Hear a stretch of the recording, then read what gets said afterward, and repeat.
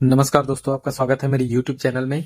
आज के इस वीडियो में हम एक बहुत ही इम्पोर्टेंट टॉपिक को डिस्कस करने वाले हैं और रजिस्ट्री के बाद होने वाले मिसकंसेप्शन को दूर करेंगे।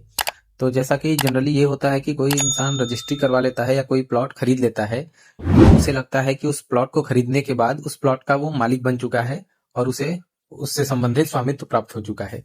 लेकिन प्रॉपर्टी रजिस्ट्री करवा लेने से केवल संपत्ति के लेन देन का एक रिकॉर्ड होता है, लेकिन यह मालिकाना हक का प्रमाण नहीं होता है।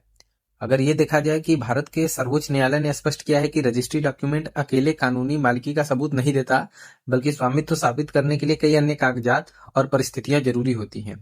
इस वीडियो में आगे हम एक सुप्रीम कोर्ट के अभी रिसेंट के ही एक महत्वपूर्ण डिसीजन को भी डिस्कस करेंगे, जिससे ये कॉन्सेप्ट क्लियर हो जाएगा कि रजिस्ट्री कराने के बाद भी कुछ और अन्य महत्वपूर्ण चीज होते हैं जो अगर वेरीफाई होती हैं तभी जाकर ये साबित हो पाता है कि जिस व्यक्ति ने रजिस्ट्री लिया है उसके पास उस प्रॉपर्टी के संबंध में मालिकाना हक प्राप्त होता है या नहीं।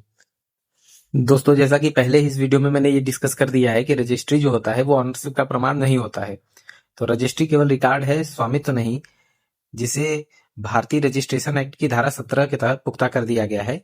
धारा 17 के तहत प्रॉपर्टी के लेन देन को रजिस्टर करना अनिवार्य है, लेकिन यह केवल इस बात का सुरक्षा और प्रमाण देता है कि ऐसा दस्तावेज बना है।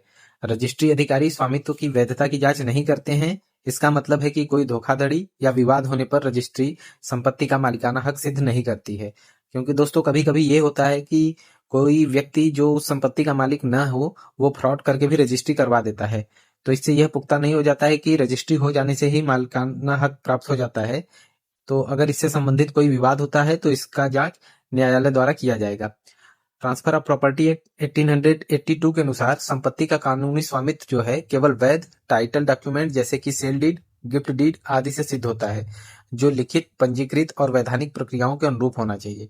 इसके अलावा यदि हम माननीय सुप्रीम कोर्ट के एक महत्वपूर्ण डिसीजन को अगर देखें तो K Gopi versus the sub registrar and others के केस में सुप्रीम कोर्ट ने स्पष्ट किया कि रजिस्ट्रेशन कानून अर्थात रजिस्ट्रेशन एक्ट 1908 के तहत सब रजिस्ट्रार या रजिस्ट्रार के पास यह अधिकार नहीं है कि विक्रेता के स्वामित्व का प्रमाण या सत्यापन करे।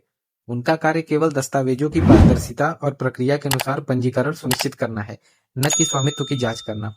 कोर्ट ने कहा कि केवल पंजीकरण यह पुष्टि करता है कि डॉक्यूमेंट पेश किया गया और पंजीकृत हुआ है, लेकिन इसमें दिए गए स्वामित्व या हक को सिद्ध नहीं किया जाता। स्वामित्व के विवादों के समाधान के लिए कोर्ट है।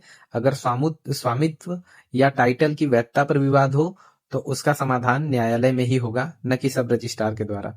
तो माननीय सुप्रीम कोर्ट ने अपने इस निर्णय में ये क्लियर कर दिया है कि अगर कोई व्यक्ति किसी भी प्लॉट का या किसी भी संपत्ति का रजिस्ट्री करवा लेता है रजिस्ट्री ऑफिस में, वो रजिस्ट्रेशन एक्ट 1908 के तहत तो हो जाता है, लेकिन उस रजिस्ट्री के बाद इस बात का ये प्रमाण कतई नहीं होता कि आप उस रजिस्ट्री के बाद उस जमीन के मालिक हो चुके हैं। क्योंकि यदि भविष्य में उस संपत्ति पर जिसकी रजिस्ट्री आपने कराई है उस पर कोई विवाद खड़ा होता है तो उसका निर्णय माननीय न्यायालय द्वारा ही किया जाएगा और न्यायालय द्वारा ये देखा जाएगा कि जिस व्यक्ति से ये संपत्ति प्राप्त किया गया है रजिस्ट्री के द्वारा, क्या उस व्यक्ति के पास वैध स्वामित्व था, उसके पास ट्रांसफर करने की पावर था या नहीं। तो इस तरीके से और वीडियो प्राप्त करने के लिए आप मेरे चैनल को लाइक करिए, सब्सक्राइब करिए। धन्यवाद।